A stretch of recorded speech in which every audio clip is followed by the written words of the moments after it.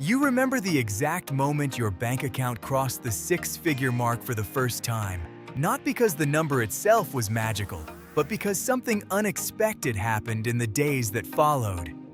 You expected to feel relief, maybe even a quiet surge of pride, the validation that your years of disciplined saving and careful spending had finally delivered you to a threshold that society treats as a milestone of financial adulthood. Instead, you felt something closer to anxiety, a restless, almost uncomfortable awareness that the number on the screen had changed, but your life had not. You still worried about the same expenses, still hesitated before ordering the more expensive item on a menu, still calculated whether you could afford that weekend trip without dipping into savings. The $100,000 mark, that round, celebrated figure, had arrived and somehow made you feel less secure rather than more. You are not alone in this experience, and it is not a sign of ingratitude or financial irrationality. It is the predictable outcome of a psychological shift that occurs at certain wealth thresholds, a shift that changes how your brain processes risk, scarcity, and identity far more than it changes your actual spending power. The core concept that explains this strange experience is what financial psychologists call the reference point recalibration, a phenomenon rooted in prospect theory, the same behavioral framework that won Daniel Kahneman a Nobel Prize. Your brain does not evaluate your financial situation in absolute terms.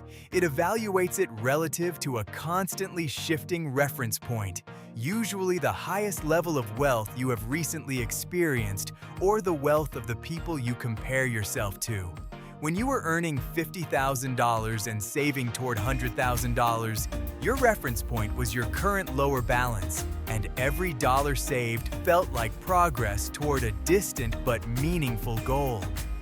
But once you cross $100,000, your reference point shifts upward almost immediately. You are no longer comparing yourself to your past self. You are comparing yourself to where you think you should be next, perhaps $200,000, or to peers who seem to have crossed that threshold years ago. The result is a peculiar form of hedonic adaptation, where the achievement that should have brought satisfaction instead raises the bar for what you consider acceptable, leaving you feeling roughly as anxious as you were before, or sometimes even more so.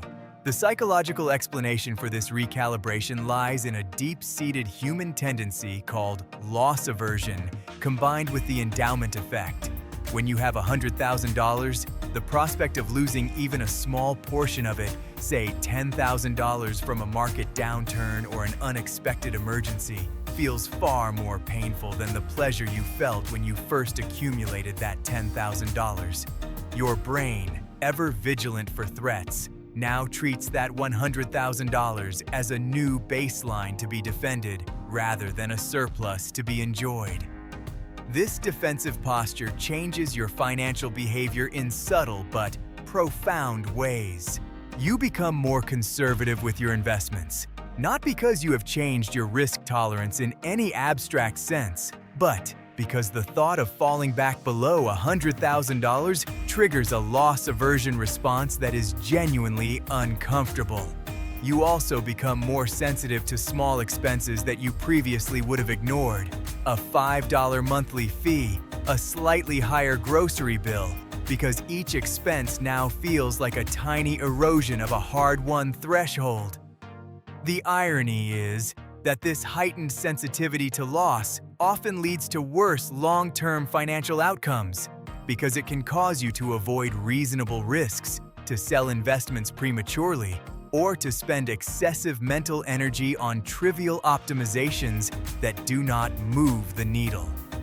Let us walk through the mathematics of how this psychological shift interacts with real spending power, because the numbers reveal why the $100,000 threshold is simultaneously meaningful and meaningless. In purely nominal terms, $100,000 is an arbitrary figure, a product of our base 10 counting system and a century of inflation that has eroded the real value of what that number once represented. Adjusted for inflation, $100,000 today has roughly the same purchasing power as $50,000 had in the mid-1990s or $15,000 had in the 1920s. The psychological power of the six-figure mark is not rooted in economic reality.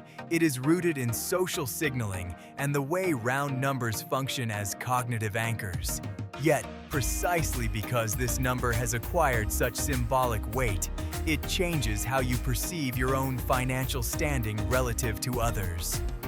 Research in behavioral economics shows that crossing a round numeric threshold like $100,000 triggers a shift in social comparison. You stop comparing yourself to people earning $50,000 to $80,000 and start comparing yourself to people earning $150,000 to $200,000.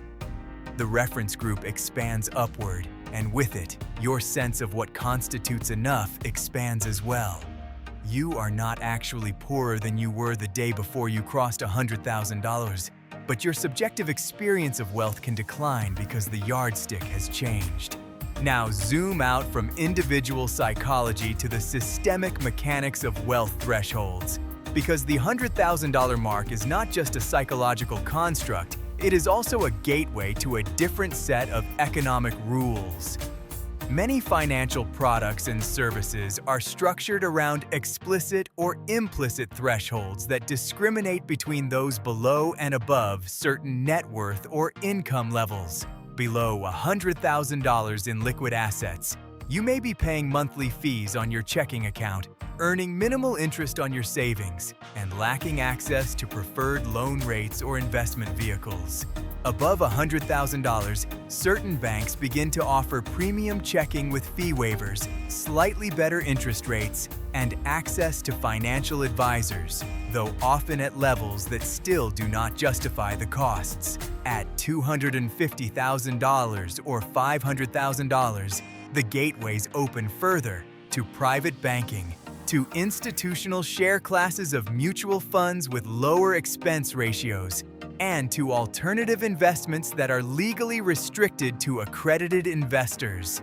The $100,000 threshold is not a hard line, but it is a meaningful marker because it represents the point at which you can begin to escape the worst of the retail pricing penalties that afflict the middle class. The cruel psychological twist is that, just as you reach this threshold, your brain recalibrates your reference point, making you feel less wealthy precisely when you are beginning to access slightly better financial terms. The mathematical breakdown of this systemic effect is subtle but important. Suppose you have $95,000 in savings, earning 0.5% interest in a standard savings account, paying $10 per month in banking fees, and earning no cash back on your credit card spending. Your effective cost of holding that cash is the inflation rate minus the interest, plus the fees, which might net out to a loss of 2 to 3% per year in real terms. When you cross $100,000 and move to a premium tier, your interest rate might increase to 1.5%. Your monthly fees disappear, and your credit card rewards might improve by 0.5% on average. That package of improvements might be worth an extra $500 to $1,000 per year. Not a life-changing sum, but a genuine financial benefit. Yet, because your reference point has shifted, you are unlikely to feel that $500 as a gain, because you are now focused on the $200,000 threshold and the benefits that await there. The psychological literature calls this the threshold effect, where the emotional impact of crossing a boundary is determined less by the absolute benefits received and more by the distance to the next boundary. Historical and cultural parallels help explain why the $100,000 mark carries such disproportionate weight despite its arbitrary nature. In the 1980s, a six-figure income was genuinely rare and placed a household firmly in the top 5% of earners, carrying connotations of wealth, security, and social status. By the 2020s, $100,000 in annual income places a household roughly in the middle of the upper middle class in many cities, far from wealthy and often insufficient to buy a median-priced home in expensive metropolitan areas. Yet the cultural memory of the six-figure threshold as a marker of success has persisted, creating a lag between the symbol and the reality. This lag produces a kind of status anxiety where people who reach $100,000 feel they have arrived at a party that has already moved to a different venue. The same pattern applies to net worth, where $100,000 in liquid assets is a meaningful buffer against emergencies, but is not remotely close to the seven-figure sums required for financial independence. The gap between the cultural promise of the threshold and the economic reality of the threshold generates the anxious, dissatisfied feeling that so many people report after crossing it. This brings us to the identity shift that this understanding demands. The conventional response to reaching a financial milestone like $100,000 is to immediately set the next milestone, $200,000, $500,000, $1,000, and to measure your progress against that new target. This approach is not wrong, but it is incomplete because it ignores the psychological cost of constant recalibration. Shifting your identity means learning to distinguish between the objective utility of money and the subjective experience of wealth. Objective utility, the actual improvement in your life from having more money, follows a diminishing returns curve. The first $10,000 saves you from homelessness. The next $10,000 buys reliable transportation. The next $10,000 improves your diet and healthcare, and so on. By the time you reach $100,000 in liquid savings, you have likely covered most of your true emergency needs, and additional dollars provide much smaller marginal improvements in security or happiness. Subjective experience, however, is driven by comparisons and expectations, which can escalate indefinitely. The identity shift is to consciously uncouple your emotional well-being from the reference point ratchet, to recognize that the anxiety you feel after crossing $100,000 is not a signal that you need more money. It is a signal that your brain has been trained to chase thresholds that will never finally satisfy. The calm, analytical response to this psychological shift is not to stop saving or to dismiss the value of reaching $100,000, both of which would be unwise. Instead, it is to reframe what that number means. $100,000 is not a finish line, and it is not a badge of membership in a different class. It is a tool, a buffer, a source of options. It allows you to survive a job loss without panic, to cover a medical emergency without debt, to take a calculated risk on a career change, to help a family member in crisis. Those are real, tangible benefits that do not depend on whether your neighbor has $150,000 or whether you feel rich or poor.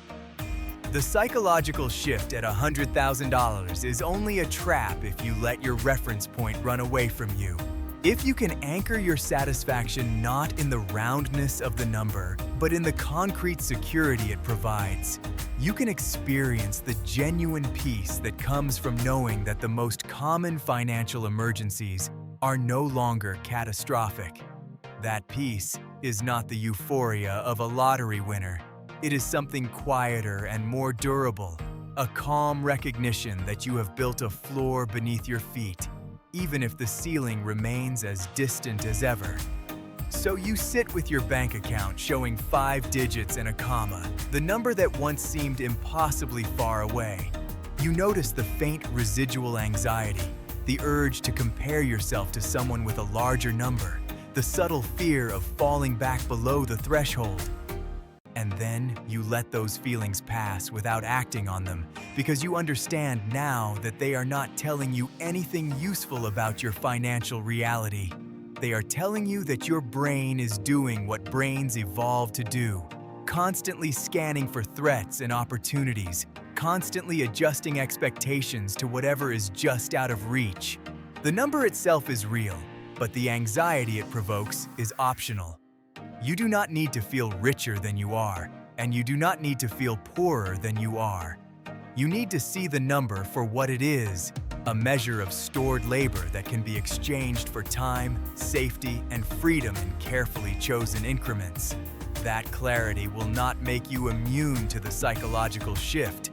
No one is fully immune, but it will give you the one thing that no threshold can buy: the ability to look at a six-figure balance and feel not euphoria or disappointment, but a quiet, functional gratitude for the breathing room it provides. And that, more than any round number, is the real wealth.